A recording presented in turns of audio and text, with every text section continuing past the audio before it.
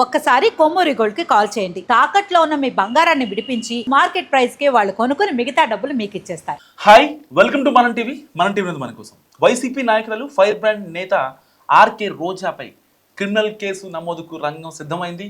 YCP హయాంలో సుమారు 40 కోట్ల రూపాయల మేరకు ఆమె అవినీతి చేశారని, అక్రమంగా పోగేసుకున్నారని విజిలెన్స్ అధికారులు ఇచ్చిన నివేదికలో స్పష్టం చేశారు. అధికారులు ఏకంగా 30,000 పేజీల నివేదికను అందించారు. ఆమెతో పాటు అదే వైసీపీకి చెందిన యువ నాయకుడు బైరెడ్డి సిద్ధార్థ రెడ్డి పైన విజిలెన్స్ అధికారులు అభియోగాలు పేర్కొన్నారు.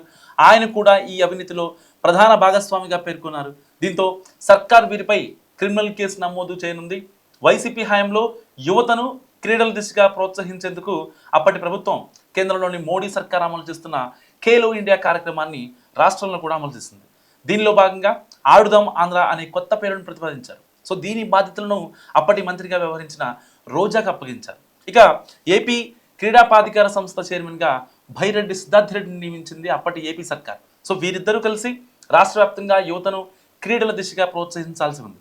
ఈ క్రమంలోనే క్రికెట్ బ్యాట్ కిట్లు, ఇతర క్రీడా పరికరాలు, మైదానాల అభివృద్ధి, క్రీడల నిర్వహణ వచ్చిన క్రీడాకారులకు ఏర్పాటు చేయాల్సి ఉంది. అయితే ఇదే వారికి అవినీతికి ఆలావలంగా మారిందని విజిలెన్స్ అధికారులు స్పష్టం చేశారు. నాసిరకమైన క్రీడా పరికరాలను అత్యధిక ధరలకు కొనుగోలు చేసి కమిషన్లు తీసుకున్నారని గుర్తించారు.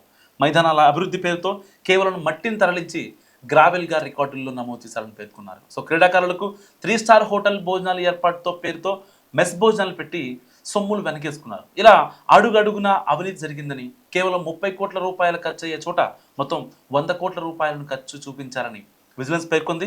వాస్తవానికి రోజా బైరెడ్డి వ్యవహారం ఇప్పటిది కాదు. వైసీపీ హయాంలోనే ఆ పార్టీకి చెందిన శ్రీకాకుళం నాయకుడు ఫిర్యాదు చేశారు. సో నాసిరకమైన బ్యాట్లు ఇచ్చారంటూ ఆయన మీడియా ముందే వ్యాఖ్యానించారు. అప్పట్లోనే సంచలనంగా మారిన ఈ కేసును కూటమి సర్కారు వచ్చాక తీవ్రంగా పరిగణించింది.